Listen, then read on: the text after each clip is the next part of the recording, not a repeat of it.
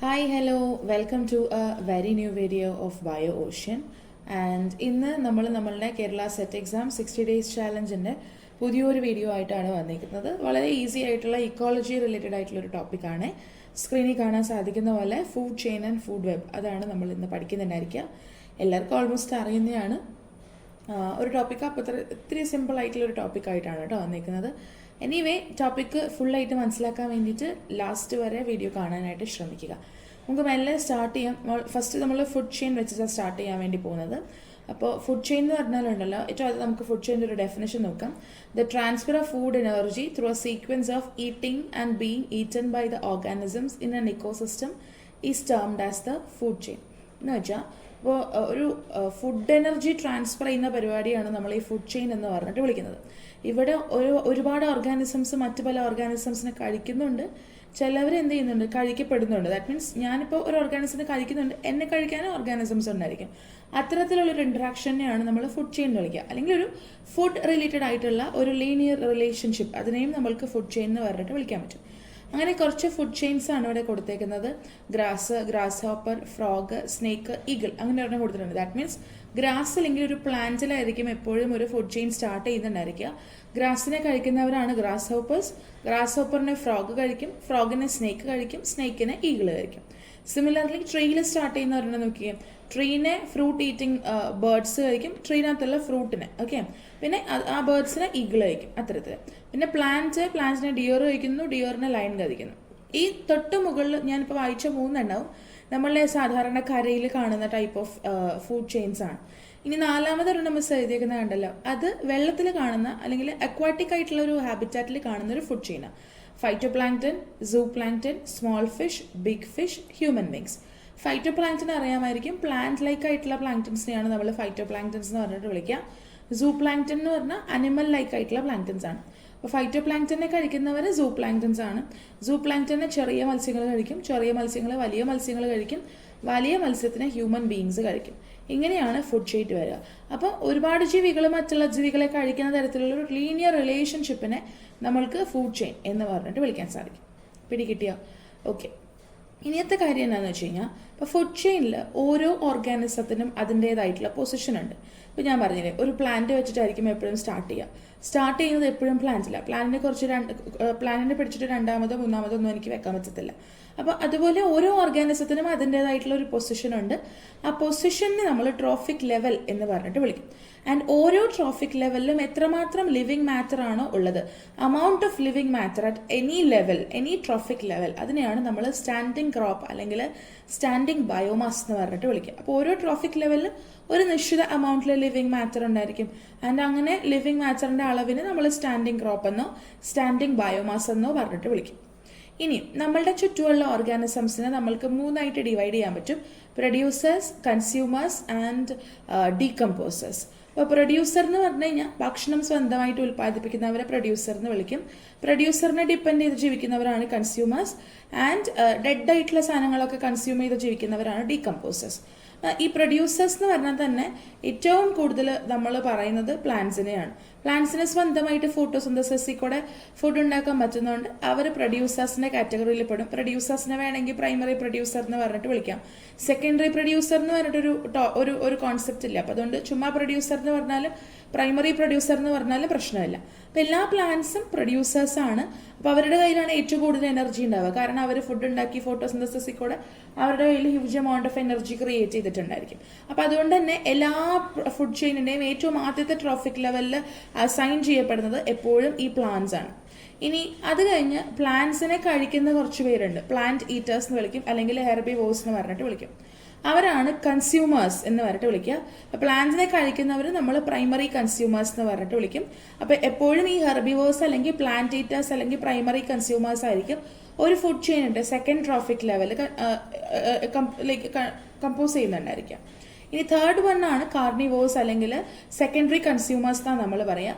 Carnivores എന്ന് പറഞ്ഞാൽ മാംസം അങ്ങനെയുള്ളതൊക്കെ കഴിക്കുന്നവരാണ്. അപ്പോൾ ഈ ഹെർബിവോഴ്സിനെ കഴിക്കുന്നവരെ കാർണിവോഴ്സ് എന്ന് പറഞ്ഞിട്ട് വിളിക്കാൻ പറ്റും. ഹെർബിവോഴ്സ് എന്ന് പറഞ്ഞാൽ ജീവികളാണല്ലോ, അവരിലുള്ള മാംസവും മത്സ്യമൊക്കെ കഴിക്കുന്നവരാണ് കാർണിവോഴ്സ് എന്ന് പറയുന്നത്. അപ്പോൾ കാർണിവോഴ്സിനെ നമ്മൾ സെക്കൻഡറി കൺസ്യൂമേഴ്സ് എന്ന് പറഞ്ഞിട്ട് വിളിക്കാറുണ്ട്. അത് അവരുടെ തേർഡ് ട്രോഫിക് ലെവലിലായിരിക്കും വരുന്നുണ്ടായിരിക്കാം. ഇനി മറ്റൊരു കാർണിവോഴ്സ്, അവരെ നമ്മൾ ടെറിഷറി കൺസ്യൂമേഴ്സ് എന്ന് വിളിക്കും. ഈ കാർണിവോഴ്സ് നമ്മുടെ സെക്കൻഡറി കൺസ്യൂമേഴ്സ് ഉണ്ടല്ലോ, ആദ്യത്തെ കാർണിവോഴ്സ് ഉണ്ടല്ലോ തേർഡ് ട്രോഫിക് ലെവൽ ഉണ്ടായിരുന്നത്, അവരെ കഴിക്കുന്നവരാണ്. അവരാണ് ഈ ഫോർത്ത് ട്രോഫിക് ലെവലിലുള്ള ടെറിഷറി കൺസ്യൂമേഴ്സ് എന്നുള്ള പേരിൽ അറിയപ്പെടുന്ന കാർണിവോഴ്സ്. അപ്പോൾ ഇങ്ങനെയാണ് നമ്മൾ വിളിക്കുക. കാർണിവോഴ്സ് തന്നെ പ്രൈമറി ഉണ്ട്, സെക്കൻഡറി ഉണ്ട്, ടെറിഷറി ഉണ്ട്. പ്രൈമറി വരുന്നത് സെക്കൻഡ് ട്രോഫിക് ലെവലിൽ, സെക്കൻഡറി വരുന്നത് തേർഡ് ട്രോഫിക് ലെവലിൽ, ടെറിഷറി വരുന്നത് ഫോർത്ത് ട്രോഫിക് ലെവലിലാണെന്നുള്ളത് ഓർക്കുക. ഏറ്റവും ലാസ്റ്റ് ഒരു ഫുഡ് ചെയിനിൽ ഒരു കാർണിവോർ ഉണ്ടായിരിക്കും, ഏറ്റവും അവസാനിക്കുന്നതും ഒരു കാർണിവോറിൽ തന്നെയാണ്. അപ്പോൾ ആ ഒരു കാർണിവോറിനെ നമ്മൾ ടോപ്പ് പ്രെഡേറ്റർ അല്ലെങ്കിൽ എപെക്സ് പ്രെഡേറ്റർ എന്നൊക്കെ പറഞ്ഞിട്ടാണ് വിളിക്കുന്നുണ്ടാവുക. പിടികിട്ടിയോ? Yes, okay. ഇനിയത്തെ കാര്യം എന്ന് വെച്ച് കഴിഞ്ഞാൽ ഒരു സ്പീഷീസിന് ഒന്നിൽ കൂടുതൽ ലെവൽസിൽ ഒക്യുപ്പൈ ചെയ്യാനായിട്ട് സാധിക്കും. ഒന്നിൽ കൂടുതൽ ലെവൽസിൽ ഒരു സ്പീഷീസിനെ എന്ത് ചെയ്യാൻ പറ്റും? ഒക്യുപ്പൈ ചെയ്യാനായിട്ട് പറ്റും. ഇപ്പം സപ്പോസ് ഒരു സ്പാരോ ഉണ്ടായിരുന്നു എന്ന് വിചാരിക്കാം. സ്പാരോ സീഡ്സും കഴിക്കും, ചെറിയ ചെറിയ പുഴുക്കളെ വോംസിനെയും കൂടെ അത് കഴിക്കുന്ന ജീവിയാണ് അല്ലേ. അപ്പോൾ ഒരു ഫുഡ് ചെയിനിൽ സീഡ് കഴിക്കുന്ന ഒരു സ്പാരോ ആണ് എന്നുണ്ടെങ്കിൽ അത് രണ്ടാമത്തെ ട്രോഫിക് ലെവലിൽ വരും. പ്ലാന്റിനെ ഡയറക്റ്റ് ആയിട്ട് സ്പാരോ കഴിക്കുന്നു അല്ലേ, അപ്പോൾ അത് രണ്ടാമത്തെ ട്രോഫിക് ലെവലിൽ വരും. അപ്പോൾ അത് പ്രൈമറി കൺസ്യൂമർ ആയിട്ടാണ് കൺസിഡർ ചെയ്യുന്നത്. പക്ഷെ ചില സാഹചര്യങ്ങളിൽ സ്പാരോ വേംസിനെ കഴിക്കും, അപ്പോൾ അത് തേർഡ് ട്രോഫിക് ലെവലിൽ വരാം അല്ലേ. പ്ലാന്റ്സിനെ കഴിക്കുന്ന വേംസിനെ കഴിക്കാൻ സ്പാരോ, അപ്പോൾ തേർഡ് ട്രോഫിക് ലെവലിൽ വന്നു. ദാറ്റ് മീൻസ് അതേ സ്പാരോ തന്നെ സെക്കൻഡറി കൺസ്യൂമർ ആയിട്ട് മാറി. അപ്പോൾ അത്തരത്തിൽ ഡിഫറെൻറ്റ് ലെവൽസിൽ പലതരത്തിൽ നമ്മൾക്ക് ഒരു സ്പീഷീസിനെ തന്നെ കാണാനായിട്ട് സാധിക്കും പലപ്പോഴും. പിടികിട്ടിയോ? യെസ്. പിന്നെ അത് മാത്രമല്ല, ഈ ഫുഡ് ചെയിനിന്റെ ലെങ്ത്തിനെ സംബന്ധിച്ചിടത്തോളം പറഞ്ഞു കഴിഞ്ഞാൽ അതിന് ഒരുപാട് നീളമൊന്നും കാണത്തില്ല. ഇപ്പം മിസ്സാണെങ്കിൽ തന്നെ എക്സാമ്പിൾ കാണിച്ച ഫുഡ് ചെയിനകത്ത് ഒരു 5-6 ലെവൽ കാണും അല്ലെ, 5-6 ജീവികൾ കാണും, അത്രേ ഉണ്ടായിരുന്നുള്ളൂ. കാരണം നമ്മളുടെ ഫുഡ് ചെയിനകത്തുള്ള എനർജി ട്രാൻസ്ഫർ ആണ് ഫുഡ് ചെയിനിന്റെ ലെങ്ത്തിനെ ലിമിറ്റ് ചെയ്യുന്ന ഒരു ഫാക്ടർ എന്ന് പറയുന്നത്. എന്ന് വെച്ചാൽ ഇപ്പോൾ പ്ലാന്റ് ഉണ്ടായി, പ്ലാന്റിന്റെ കയ്യിൽ ഓൾറെഡി എനർജി ഉണ്ടല്ലോ. പ്ലാന്റിനെ ആരെങ്കിലും കഴിച്ചു കഴിഞ്ഞാൽ പ്ലാന്റിന്റെ കയ്യിലുണ്ടായിരുന്ന സ്വല്പം എനർജി അടുത്ത ട്രോഫിക് ലെവലിലോട്ട് പോകും. പിടികിട്ടിയോ? ഓരോ ഓർഗാനിസംസ് മറ്റു ഓർഗാനിസംസിനെ കഴിക്കുമ്പോൾ ആദ്യത്തെ ഓർഗാനിസത്തിനകത്ത് ഉണ്ടായിരുന്ന ഒരല്പം എനർജി അടുത്ത ഓർഗാനിസത്തിലോട്ട് പോകും. ഇപ്പം ഞാനൊരു മത്സ്യത്തെ കഴിച്ചു കഴിഞ്ഞാൽ മീനിനകത്തുണ്ടായിരുന്ന എനർജി എൻ്റെ ബോഡിയിലോട്ട് വരും. എന്നെ കഴിക്കാനുള്ള ഈകളോ അല്ലെങ്കിൽ വേറെ എന്തെങ്കിലും ഒരു ലയണൊക്കെ വന്നു കഴിഞ്ഞാൽ എൻ്റെ ബോഡിയിലൊക്കകത്തുള്ള എനർജി ആ ഒരു ജീവിക്കകത്തോട്ട് പോകും. അങ്ങനെ എനർജി നിറയെ കൈമാറിപ്പോയിക്കൊണ്ടിരിക്കുക. എനർജിയുടെ കൈമാറ്റം എങ്ങനെയാണെന്ന് ചോദിച്ചു കഴിഞ്ഞാൽ ചെറിയ ട്രോഫിക് ലെവലിൽ നിന്ന് വലിയ ട്രോഫിക് ലെവലിലേക്കാണ്. പിടികിട്ടിയോ? യെസ്. ആൻഡ് ഏകദേശം ഉണ്ടല്ലോ, നമ്മൾ ഇപ്പോൾ പറഞ്ഞില്ലേ പ്ലാന്റ്സ് ഫോട്ടോസിന്തസിസ് ചെയ്യുന്നു, അവരുടെ കയ്യിൽ എനർജി ഉണ്ടാവും. ഓക്കെ, അവരുടെ കയ്യിൽ ഒരു 100 ജൂൾസ് ഓഫ് എനർജി ഉണ്ടായിരുന്നു എന്ന് വിചാരിക്കുക. അതിൽ 80 മുതൽ 90% വരെ വെറുതെ നശിച്ചു പോകത്തേ ഉള്ളൂ. ബാക്കി 10% മാത്രമാണ് അവരുടെ ബോഡിയിൽ അവർ സൂക്ഷിച്ചു വെക്കുക. ആ 10% ആയിരിക്കും മറ്റൊരു ഓർഗാനിസം വന്ന് ഈ പ്ലാന്റിനെ കഴിക്കുമ്പോൾ അവർക്ക് കിട്ടുന്നുണ്ടായിരിക്കുക. പിടികിട്ടിയോ? അപ്പോൾ 80 മുതൽ 90% വരെ എനർജി എല്ലാ ഓർഗാനിസംസിന്റെ ബോഡിയിൽ നിന്നും വെറുതെ അങ്ങ് നഷ്ടപ്പെട്ടു പോകും. ബാക്കിയുള്ള വളരെ കുറച്ച് ശതമാനം, ദാറ്റ് ഈസ് ഒരു 10% അവരുടെ ബോഡിയിൽ സ്റ്റോർ ചെയ്ത് വെക്കുക. ദാറ്റ് ഈസ് ബയോമാസ് ആയിട്ട് സ്റ്റോർ ചെയ്ത് വെക്കുക. ആ ബയോമാസ് ആയിട്ട് സ്റ്റോർ ചെയ്ത് വെച്ചിരിക്കുന്ന എനർജിയാണ് തൊട്ടടുത്ത ട്രോഫിക് ലെവലിലുള്ള ഓർഗാനിസം ഇതിനെ കഴിക്കുമ്പോൾ ലഭിക്കുന്നുണ്ടായിരിക്കുക. ഇതിനെയാണ് നമ്മൾ 10% ലോ എന്നൊക്കെ പറഞ്ഞ് വിളിച്ചിട്ടുള്ളത്. 10% ലോ പ്രപ്പോസ് ചെയ്തിട്ടുള്ളത് ലിൻഡ്മാൻ എന്ന് പറഞ്ഞിട്ടുള്ള ഒരു സയന്റിസ്റ്റ് ആണ്. അദ്ദേഹം പറയുന്നതെന്ന് വെച്ചാൽ only about 10% of the energy stored as biomass in one trophic level per unit time ends up stored as biomass in the next trophic level per the same unit time. This is 10% rule of energy transfer in ecosystem. ഒരു trophic ലെവലിലുള്ള 10% energy അതും biomass ആയിട്ട് store ചെയ്തേക്കുന്നതാണ് അടുത്ത trophic ലെവലിലോട്ട് കൈമാറി പോകുന്നതും അടുത്ത trophic ലെവലിൽ biomass ആയിട്ട് അത് കൺസിഡർ ചെയ്യപ്പെടുന്നതും ഉണ്ടാവുന്നുണ്ടാവുക. പിടികിട്ടിയോ? യെസ്. അപ്പോൾ ഇത്തരത്തിൽ 10% മാത്രം കൈമാറി പോകുന്നത് കൊണ്ടിട്ട് നമ്മളെ സംബന്ധിച്ചിടത്തോളം നമ്മളുടെ ഫുഡ് ചെയിനിൽ ഒരു 100 പേരെ ഉൾക്കൊള്ളിക്കാനൊന്നും പറ്റത്തില്ല. ഒരു 5-6 ലെവൽ കഴിയുമ്പോഴത്തേക്കും എന്ത് സംഭവിച്ചിട്ടുണ്ടാവും? ഫുഡ് ചെയിനകത്തുള്ള എനർജി തീർന്നു പോയിട്ടുണ്ടാവും. വളരെ സപ്പോസ് ഒരു പ്ലാന്റിന്റെ കയ്യിലുണ്ടായിരുന്നത് 100 ജൂൾസ് ഓഫ് എനർജിയാണ് എന്ന് വിചാരിക്കുക. അതിൽ നിന്ന് 10% അടുത്ത ലെവലിലോട്ട് പോകുക. ദാറ്റ് മീൻസ് ആ നെക്സ്റ്റ് ഓർഗാനിസത്തിന് 10 ജൂൾ എനർജി കിട്ടിയത്. 10 ജൂളിന്റെ 10% അടുത്ത ഓർഗാനിസത്തിന് ഓർഗാനിസത്തിലോട്ട് പോവുക. അപ്പോൾ തേർഡ് ട്രോഫിക് ലെവലിന് എത്തുന്നത് 1%. അപ്പോൾ നിങ്ങളൊന്ന് ആലോചിച്ച് നോക്കിക്കുക, ആദ്യം ഉണ്ടായിരുന്ന പ്ലാന്റിൽ നിന്ന് തേർഡ് ട്രോഫിക് ലെവലിലേക്ക് എത്തിയപ്പോൾ തന്നെ ഏകദേശം എനർജിയൊക്കെ ഡിറ്റീരിയോറേറ്റ് ചെയ്ത് പോയി 1 ജൂൾ എനർജി കിട്ടുക. അപ്പോൾ ഈ ഒരു തേർഡ് ലെവലിൽ ഇരിക്കുന്ന ഓർഗാനിസത്തിന് അതിന്റെ ആവശ്യങ്ങൾ നിറവേറ്റാൻ പാകത്തിന് എനർജി കിട്ടണമെങ്കിൽ എത്രമാത്രം ഭക്ഷണം കഴിച്ചാലേ സാധിക്കുക അല്ലേ? അപ്പൊ അതുകൊണ്ട് തന്നെ യൂഷ്വലി നമ്മളുടെ ഫുഡ് ചെയിൻ്റെ ലെങ്ത് എന്ന് പറയുന്നത് ലിമിറ്റഡ് ആണ്. ഏകദേശം ഒരു 3 to 6 ട്രോഫിക് ലെവൽസ് വരെയാണ് അതിൽ ഉണ്ടാവുന്നുണ്ടായിരിക്കുക. കാരണം ഹയർ ലെവലിലോട്ട് പോകുന്നതോറും അവർക്ക് ലഭ്യമാകുന്ന എനർജി ഭയങ്കര കുറവായിട്ട് വരും. പിടികിട്ടിയോ? യെസ്. പിന്നെ പ്രൊഡ്യൂസറിന്റെ അടുത്തിരിക്കുന്ന പ്രൊഡ്യൂസറോ അല്ലെങ്കിൽ പ്രൊഡ്യൂസറിനോട് അടുത്തുള്ള ട്രോഫിക് ലെവൽസിലാണ് ഏറ്റവും കൂടുതൽ എനർജി ഉണ്ടാവുക. ഞാൻ ഇപ്പോൾ പറഞ്ഞില്ലേ, ഇപ്പോൾ 100 ജൂൾസ് ആണ് പ്ലാന്റ്സിലുള്ളതെങ്കിൽ പ്ലാന്റിൽ നിന്ന് 10% ഏറ്റവും കൂടുതൽ കൊടുക്കാൻ പറ്റുന്നത് 10%. 10% എനർജി ആവും അടുത്ത ട്രാഫിക് ലെവലിലോട്ട് പോകുക. ഇനി അടുത്ത ട്രാഫിക് ലെവലിലോട്ട് പോകുമ്പോഴത്തേക്കും ഈ 10 എന്നുള്ളത് ഒന്നായിട്ട് കുറയുക ചെയ്യുന്നത് അല്ലേ? അപ്പോൾ ഒന്നില്ലെങ്കിൽ പ്രൊഡ്യൂസർ അല്ലെങ്കിൽ പ്രൊഡ്യൂസറിന് അടുത്തിരിക്കുന്ന ട്രോഫിക് ലെവൽസിലായിരിക്കും ഏറ്റവും കൂടുതൽ എനർജി കാണുക. ഏറ്റവും അവസാനത്തെ ട്രോഫിക് ലെവലിലായിരിക്കും ഏറ്റവും കുറവ് എനർജി കാണാനായിട്ട് സാധിക്കുന്നുണ്ടാവുക. ഞാനിവിടെ പല ടൈപ്പ് പ്രൊഡ്യൂസേഴ്സും കൺസ്യൂമേഴ്സും ആ ഒരു ടൈപ്പ് വെച്ചിട്ടുണ്ട്, സോഴ്സ് വെച്ചിട്ടുണ്ട്, എക്സാമ്പിൾ വെച്ചിട്ടുണ്ട്. അപ്പോൾ ട്രോഫിക് ലെവൽ ഒന്നാമത്തേൽ വരുന്നതാണ് പ്രൈമറി പ്രൊഡ്യൂസർ. അതിൽ എനർജി സോഴ്സ് എന്ന് പറയുന്നത് സണ്ണാണ്. ട്രീസും പ്ലാന്റ്സും ആൽഗെ ഫൈറ്റോ പ്ലാങ്ക്ടൺ പോലെയുള്ളതൊക്കെ അതിൽ പെടും. സെക്കൻഡ് ട്രോഫിക് ലെവൽ വരുന്നത് പ്രൈമറി കൺസ്യൂമർ എന്നാണ് വിളിക്കുക. അതിന്റെ എനർജി സോഴ്സ് എന്ന് പറയുന്നത് പ്രൈമറി പ്രൊഡ്യൂസറാണ്. കാരണം അത് പ്രൈമറി പ്രൊഡ്യൂസറിനെ കഴിക്കുക. ഹെർബിവോസ് ആയിട്ടുള്ളവരാണ് അതിന് example. Grass hopper, dear, got, giraffe അങ്ങനെയുള്ളതൊക്കെ, സൂ പ്ലാങ്ക്ടൻസ് ഒക്കെ. ഇനി തേർഡ് ട്രോഫിക് ലെവൽ എന്ന് പറഞ്ഞാൽ അതിൽ സെക്കൻഡറി കൺസ്യൂമേഴ്സ് പെടുന്നുണ്ടായിരിക്കുക. അവരെ പ്രൈമറി കൺസ്യൂമറിനെ കഴിക്കുന്നതുകൊണ്ട് അവർക്ക് അതിൽ നിന്നാണ് എനർജി കിട്ടുന്നത്. ഇതിന്റെ എക്സാമ്പിൾ ജീവികൾ എന്ന് പറഞ്ഞാൽ കാർണിവോഴ്സ് ആണ്. ഈ പറഞ്ഞ പോലെ ലിസാർഡ്, ക്രാബ്, ചെറിയ ഫിഷസ്, വൂൾഫ്, ഫ്രോഗ്സ് അങ്ങനെയുള്ളതല്ല. ഫോർത്ത് ട്രോഫിക് ലെവലിലാണ് ടെറിഷറി കൺസ്യൂമേഴ്സ് വരുന്നുണ്ടായിരിക്കുക. അവർ ഭക്ഷണം കഴിക്കുന്നത് അല്ലെങ്കിൽ അവരുടെ ഒരു ഫുഡ് സോഴ്സ് എന്ന് പറയുന്നത് സെക്കൻഡറി കൺസ്യൂമർ ആയതുകൊണ്ട് അവർക്ക് അതിൽ നിന്ന് എനർജി കിട്ടുന്നുണ്ടായിരിക്കുക. ഇവരുടെ example top carnivores, eager, tiger, lion, even നമ്മൾ വരെ ഇതിനകത്ത് പെടും. വലിയ വലിയ ഫിഷസ് ഒക്കെ ഇല്ലേ, ഷാർക്ക്, വെയിൽ പോലെയുള്ള ഫിഷസ് ഒക്കെ ഈ ഒരു ടെറിഷറി കൺസ്യൂമർ എന്നുള്ള കാറ്റഗറിയിൽ വരാം. ഇനിയിപ്പോൾ ഒരു ഫിഫ്ത്ത് ട്രോഫിക് ലെവൽ ഉണ്ടെങ്കിൽ നമ്മൾ ആ ഓർഗാനിസത്തിനെ എന്ത് ടൈപ്പ് എന്ന് വിളിക്കുക? അതിനെ നമ്മൾ നേരത്തെ പറഞ്ഞ പോലെ ടോപ്പ് പ്രിഡേറ്റർ അല്ലെങ്കിൽ എപെക്സ് പ്രിഡേറ്റർ എന്ന് പറഞ്ഞിട്ടാണ് വിളിക്കുന്നുണ്ടായിരിക്കുക കേട്ടോ. Okay, yes. ഇനി നമ്മൾ ഫുഡ് ചെയിനിന്റെ പല ടൈപ്സാണ് പഠിക്കാൻ വേണ്ടി പോകുന്നത്. 2 ടൈപ്പ് ഫുഡ് ചെയിൻസ് ഉണ്ട്. ഗ്രേസിംഗ് ഫുഡ് ചെയിൻ ഉണ്ട്, ഡിട്രൈറ്റസ് ഫുഡ് ചെയിൻ ഉണ്ട്. ഗ്രേസിംഗ് ഫുഡ് ചെയിൻ എന്ന് പറഞ്ഞു കഴിഞ്ഞാൽ സാധാരണ നമ്മുടെ ഇക്കോസിസ്റ്റംസിനകത്ത് നടക്കുന്ന ഏറ്റവും ഡോമിനന്റ് ആയിട്ടുള്ള ഒരു ടൈപ്പ് ഓഫ് ഫുഡ് ചെയിൻ ആണ്. ആൻഡ് ഇത് നമ്മളുടെ സാധാരണ കരയിൽ കാണുന്നതാണ്. അപ്പൊ അതുകൊണ്ട് തന്നെ ഇത് സ്റ്റാർട്ട് ചെയ്യുന്നത് സാധാരണ നമ്മുടെ ചെടികൾ വെച്ചിട്ടാണ്, സസ്യങ്ങൾ, ഗ്രീൻ പ്ലാന്റ്സ് വെച്ചിട്ടാണ്. അവർ ഫോട്ടോസിന്തസിസ് ചെയ്യുമ്പോൾ സൺലൈറ്റിൽ കൂടെ അവർക്ക് ഭയങ്കരമായിട്ടുള്ള എനർജി സോഴ്സ് ലഭിക്കുന്നു. ഇതാണ് മറ്റ് പല ഓർഗാനിസത്തിലോട്ട് പോകുന്നുണ്ടായിരിക്കുക. ദാറ്റ് മീൻസ് ഗ്രീൻ പ്ലാന്റ്സിനകത്തുള്ള ആ ഒരു എനർജി, അവരാണല്ലോ പ്രൊഡ്യൂസേഴ്സ്, അവരെ ഹെർബിവോഴ്സ് കഴിക്കും. ഹെർബിവോഴ്സിൽ നിന്ന് ആ എനർജി കാർണിവോഴ്സിലോട്ട് പോകും, അങ്ങനെയൊക്കെ. പക്ഷെ ഇതിന്റെ ഒരു പ്രത്യേകത എന്താണെന്ന് വെച്ച് കഴിഞ്ഞാൽ ഇവിടെ മൈക്രോബ്സോ ഡീകമ്പോസേഴ്സോ അങ്ങനെയൊന്നും നമ്മൾ ഈ ഒരു ഫുഡ് ചെയിനിൽ കൺസിഡർ ചെയ്യത്തില്ല. പിടികിട്ടിയോ? യെസ്. അതിന് എക്സാമ്പിൾ ആണ് മിസ് അവിടെ എഴുതി വെച്ചാൽ പ്ലാന്റ്, ഡിയർ, ടൈഗർ, അല്ലെങ്കിൽ grass, insect, sparrow, snake, hawk. Hawk ഒരു പക്ഷിയാണ് കേട്ടോ. അപ്പൊ അങ്ങനത്തെ ഫുഡ് ചെയിൻ ആണ് ഗ്രേസിംഗ് ഫുഡ് ചെയിൻ എന്ന് പറഞ്ഞിട്ട് വിളിക്കുന്നത്. ഇനി രണ്ടാമത്തെ ടൈപ്പ് ഒരു ഫുഡ് ചെയിൻ ഉണ്ട്. അതിനെ നമ്മൾ ഡിട്രൈറ്റസ് ഫുഡ് ചെയിൻ എന്ന് പറഞ്ഞിട്ട് വിളിക്കും. ഡെഡ് ആയിട്ടുള്ള ചത്ത് ചീഞ്ഞ ജീവികളുണ്ടല്ലോ, അല്ലെങ്കിൽ അതിന്റെ ഓർഗാനിക് മാറ്റർ ഉണ്ടല്ലോ, അതിൽ നിന്ന് ഡെവലപ്പ് ചെയ്യുന്ന ഫുഡ് ചെയിനെയാണ് ഡിട്രൈറ്റസ് ഫുഡ് ചെയിൻ എന്ന് പറഞ്ഞിട്ട് വിളിക്കുന്നുണ്ടായിരിക്കാം. ജീവികളൊക്കെ ചത്തുപോകുമ്പോൾ അവരുടെ ഡെഡ് ബോഡീസോ അല്ലെങ്കിൽ മരത്തിൽ നിന്നൊക്കെ ഇല പൊഴിഞ്ഞപ്പോൾ അതെല്ലാം മൈക്രോ ഓർഗാനിസംസ് കഴിക്കുന്നു. അങ്ങനെ കഴിച്ചതിൽ കൂടെയാണ് ഡിട്രൈറ്റസ് ആയിട്ടുള്ള ഫുഡ് ചെയിൻ സ്റ്റാർട്ട് ചെയ്യുന്നത്. ഈ വേസ്റ്റ് ഉണ്ടല്ലോ, നമ്മളുടെ ഈ ഡെഡ് ആയിട്ടുള്ള വേസ്റ്റ്, അതിനെ നമ്മൾ ഡിട്രൈറ്റസ് എന്ന് പറഞ്ഞിട്ട് വിളിക്കും. പിടികിട്ടിയോ? അപ്പൊ അവർക്ക് ഈ ഫുഡ് ചെയിനകത്ത് ഇൻക്ലൂഡഡ് ആയിട്ടുള്ള സകല ജീവികൾക്കും എനർജി സോഴ്സ് എന്ന് പറയുന്നത് ഡിട്രൈറ്റസ് ആണ്, അല്ലാതെ സണ്ണല്ല. അവർ ഈ ഡെഡ് ബോഡിയിൽ നിന്നാണ് അവരുടെ ഊർജ്ജം കണ്ടെത്തിയെടുക്കുന്നത്. അപ്പോൾ ഇവരെ സംബന്ധിച്ചിടത്തോളം കൂടുതലും ഈ ഒരു ഫുഡ് ചെയിനകത്തുള്ള ഓർഗാനിസംസ് സോയിലിൽ തന്നെ കാണുന്നവരായിരിക്കും. മൈക്രോസ്കോപ്പിക്കും ആകാം, ചിലവർ മൈക്രോസ്കോപ്പിക് അല്ലാതെ ഇപ്പൊ വേംസ് പോലെയുള്ള ജീവികളൊക്കെ ഉണ്ടല്ലോ, വേംസും ബഗ് പോലെയുള്ളവരൊക്കെ കുറച്ചൊന്നും മൈക്രോസ്കോപ്പിക് അല്ല, പക്ഷെ നല്ല ചില അല്പം സൈസ് കൂടുതലുള്ളവർ. പിടികിട്ടിയോ? അപ്പൊ ഇവർക്ക് സോളാർ എനർജി ആയിട്ടൊന്നും യാതൊരുവിധ കണക്ഷനും ഇല്ലെന്ന് വേണം പറയാനായിട്ട്. പിന്നത്തെ പ്രത്യേകത എന്താണെന്ന് വെച്ച് കഴിഞ്ഞാൽ ഇവരുടെ ഡിട്രൈറ്റസ് ഫുഡ് ചെയിനെ പോലെ ഒരുപാട് എനർജി ഒക്കെ ഉണ്ടാക്കും. ആൻഡ് ഇതിനൊരു പ്രത്യേകത എന്താണെന്ന് വെച്ച് കഴിഞ്ഞാൽ ഇവർക്ക് അവൈലബിൾ ആയിട്ടുള്ള വേസ്റ്റ് ഉണ്ടല്ലോ, അതിനെ മാക്സിമം യൂട്ടിലൈസ് ചെയ്യും. കുറച്ച് വേസ്റ്റിന് കുറെ അധികം എനർജി, അതാണ് അവരുടെ ഒരു ഉദ്ദേശം എന്ന് പറയുന്നത്. അപ്പൊ അതുകൊണ്ട് തന്നെ നമ്മളുടെ ചുറ്റുപാടുമുള്ള ഇനോർഗാനിക് ആയിട്ടുള്ള ന്യൂട്രിയൻസ് ഒക്കെ ഫിക്സ് ചെയ്യുന്നതിന് വേണ്ടിയിട്ടൊക്കെ this is actually very helpful. പിടികിട്ടിയോ? യെസ്. ഇതിന്റെ എക്സാമ്പിൾ എന്ന് പറഞ്ഞാൽ ലീഫ് ലിറ്റർ, ദാറ്റ് മീൻസ് വീണ് കിടക്കുന്ന ഇലകളുണ്ടല്ലോ, കരിയിലകൾ, അതിന് ബാക്ടീരിയ ആദ്യം വരും. ബാക്ടീരിയ കഴിക്കാൻ വേണ്ടിയിട്ട് വരും. ബാക്ടീരിയനെ കഴിക്കാൻ പ്രോട്ടോസോവൻസ് വരും. പ്രോട്ടോസോവൻസിനെ കഴിക്കാൻ ചെറിയ ഫിഷ്, ചെറിയ ഫിഷിന് ബിഗ് ഫിഷ് കഴിക്കും.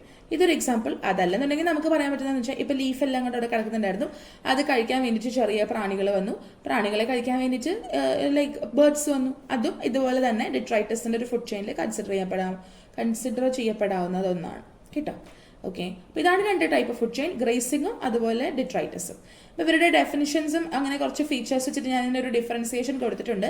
അപ്പോൾ ഗ്രേസിംഗ് ഫുഡ് ചെയിൻ ഗ്രീൻ പ്ലാന്റ്സിൽ നിന്ന് സ്റ്റാർട്ട് ചെയ്യും, മറ്റേത് ഡിട്രൈറ്റസിൽ നിന്ന് സ്റ്റാർട്ട് ചെയ്യും. ഡിട്രൈറ്റസ് മനസ്സിലായല്ലോ, ഡെഡ് ആയിട്ടുള്ള മെറ്റീരിയൽസ് ആണ്. ഇനി ഗ്രേസിംഗ് ഫുഡ് ചെയിനിന്റെ എനർജി സോഴ്സ് എന്ന് പറഞ്ഞാൽ സൺലൈറ്റാണ്, പക്ഷേ ഡിട്രൈറ്റസ് ഫുഡ് ചെയിനിന് ഡിട്രൈറ്റസ് തന്നെയാണ്. ഇനി ഗ്രേസിംഗ് ഫുഡ് ചെയിനിൽ കൂടുതലും വലിയ ഓർഗാനിസംസ് ആണ്, പക്ഷെ ഡിട്രൈറ്റസിൽ മൈക്രോസ്കോപ്പിക് ആയിട്ടുള്ളതും ഉണ്ട്, വലിയ ഓർഗാനിസംസും ഉണ്ട്. ഗ്രേസിംഗ് ഫുഡ് ചെയിനിൽ അധികം എനർജി എന്താ പറയുക പ്രൊഡ്യൂസ് ചെയ്യപ്പെടുന്നില്ല, പക്ഷെ ഇവിടെ ഡിട്രൈറ്റസിൽ ഒരുപാട് എനർജി പ്രൊഡ്യൂസ് ചെയ്യപ്പെടുന്നുണ്ട് എന്നുള്ളത് ഓർക്കണം. അപ്പോൾ ഇതിൻ്റെ ഒരു ഡിഫറൻസ് വെച്ചു എന്നുള്ളതേ ഉള്ളൂ കേട്ടോ. ഇനി നമ്മൾ അടുത്തൊരു ടോപ്പിക്കിലോട്ട് പോവാണ്, that is food webs. Food chains കഴിഞ്ഞു, ഇനി ഫുഡ് വെബ്സ് ആണ്. നമ്മൾ നേച്ചറിൽ അല്ലെങ്കിൽ നമ്മുടെ ചുറ്റുമുള്ള ഇക്കോസിസ്റ്റത്തിലോട്ട് നോക്കിക്കഴിഞ്ഞാലുണ്ടല്ലോ, ഈ ഫുഡ് ചെയിൻസ് എന്നുള്ള രീതിയിലുള്ള ലീനിയർ റിലേഷൻഷിപ്സ് ഒന്നും അവിടെ അങ്ങനെ കാണാൻ പറ്റത്തില്ല. അവിടെ പലപ്പോഴും പല പല ഫുഡ് ചെയിൻസ് ഇങ്ങനെ കണക്റ്റഡ് ആയിട്ട് ഒരു നെറ്റ്വർക്ക് പോലെ കാണുന്നുണ്ടാവുക. അപ്പോൾ ആ നെറ്റ്വർക്ക് ഫോം ചെയ്തേക്കുന്നതിനെ നമ്മൾ ഫുഡ് വെബ് എന്ന് പറഞ്ഞിട്ട് വിളിക്കും. ആ food web can be defined as a network of food chains interconnected to each other so that a number of options of eating and being eaten are available at each trophic level. എന്താ പറയുന്നത്, ഇവിടെ food ചെയിൻസിന്റെ ഒരു നെറ്റ്വർക്കാണ്. അപ്പൊ നിങ്ങളൊന്ന് ആലോചിച്ച് നോക്കിക്കേ, നമ്മൾ തന്നെ ഒരേ സാധനത്തിനെ അല്ല കഴിക്കുന്നത്, അതുപോലെ തന്നെ മറ്റു ജീവികളും എല്ലായ്പ്പോഴും എല്ലാ ദിവസവും എല്ലാ നേരവും ഒരേ സാധനത്തിനെ അല്ല കഴിക്കുന്നത്, അവർ പല പല സാധനങ്ങൾ കഴിക്കുന്നുണ്ട്. അപ്പോൾ ഒരു ഫുഡ് ചെയിൻ മറ്റൊരു ഫുഡ് ചെയിനായിട്ട് ഇന്റർകണക്റ്റഡ് ആവുന്ന സമയത്ത് ഓരോ ജീവികൾക്കും കഴിക്കാനുള്ള ഓപ്ഷൻസും കഴിക്കപ്പെടാനുള്ള ഓപ്ഷൻസും ഒക്കെ കൂടുകയാണ്.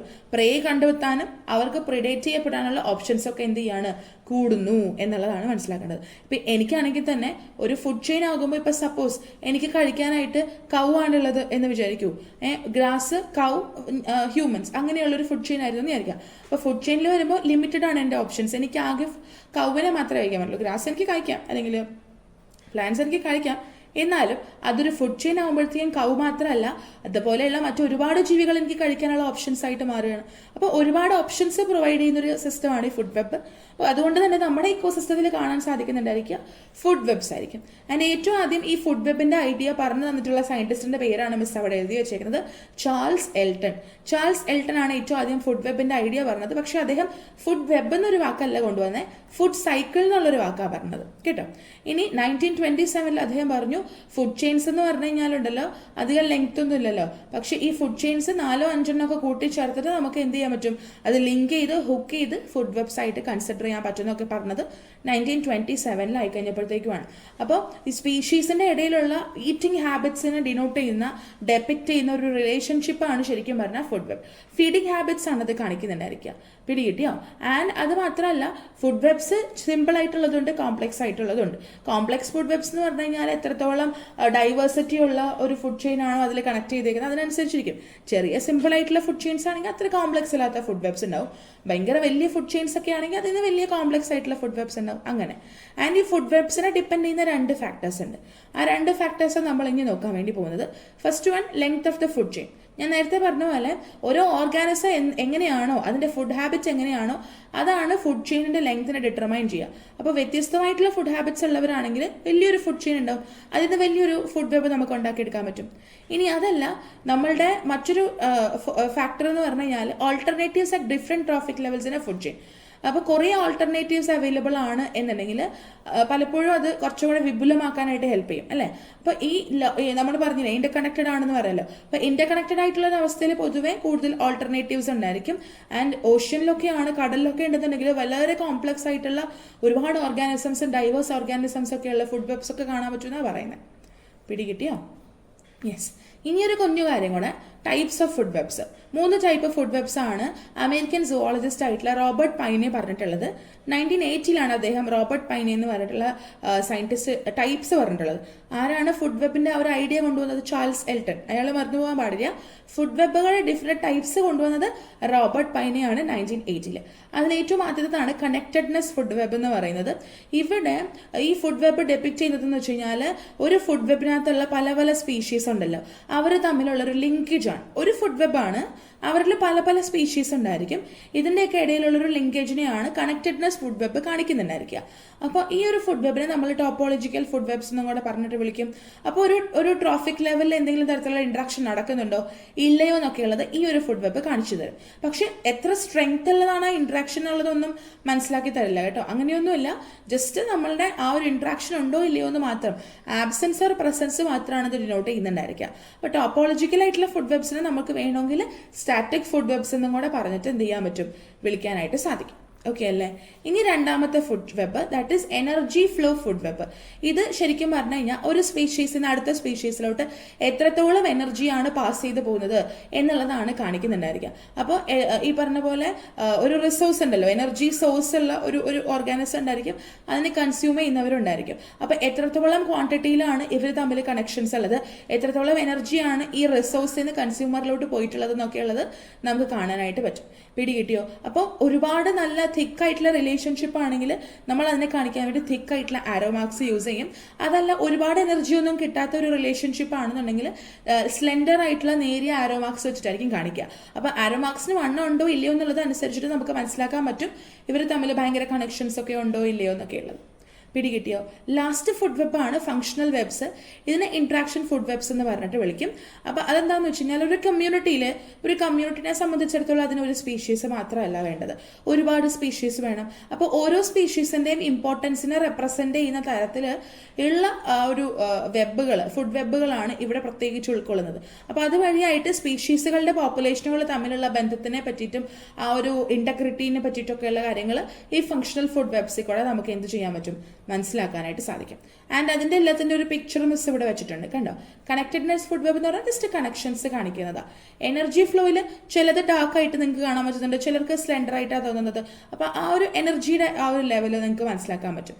ഇനി ഫങ്ഷണൽ ഫുഡ് വെബ് മനസ്സിലായല്ലോ. അപ്പോൾ എത്രത്തോളം ഇമ്പോർട്ടൻ്റ് ആണ് ഇൻറ്റഗ്രേറ്റിംഗ് കാര്യങ്ങളൊക്കെ ഇതിന് നമുക്ക് എന്ത് ചെയ്യാൻ പറ്റുന്നുണ്ടായിരിക്കുക, മനസ്സിലാക്കാനായിട്ട് സാധിക്കുന്നുണ്ടായിരിക്കുക. പിടികിട്ടിയോ? യെസ്. ആൻഡ് ഇത്രയാണ് നമുക്ക് ഫുഡ് ചെയിൻസ് ആൻഡ് ഫുഡ് വെബ്സിനെ പറ്റിയിട്ട് പഠിക്കാനുള്ളത്. ഇതിപ്പോൾ നിങ്ങൾക്ക് കണ്ടപ്പോൾ കേട്ടപ്പോൾ ഒക്കെ മനസ്സിലായി കാണും. നമ്മൾക്ക് അറിയാവുന്ന ഫുഡ് ചെയിൻ ആൻഡ് ഫുഡ് വെബിൻ്റെ വിവരങ്ങളെ പറ്റിയിട്ടുള്ളതല്ലാതെ കൂടുതലായിട്ടുള്ള ഒരുപാട് വിവരങ്ങളുണ്ട് നമ്മൾക്ക് അറിയില്ലാത്തത്, അല്ലേ? ആൻഡ് ഐ ഹോപ്പ് ദാറ്റ് ഈ ഒരു വീഡിയോ കൂടെ നിങ്ങൾക്ക് അങ്ങനെയുള്ള ഒരുപാട് വിവരങ്ങൾ കിട്ടിയിട്ടുണ്ടാവും എന്നുള്ളത്.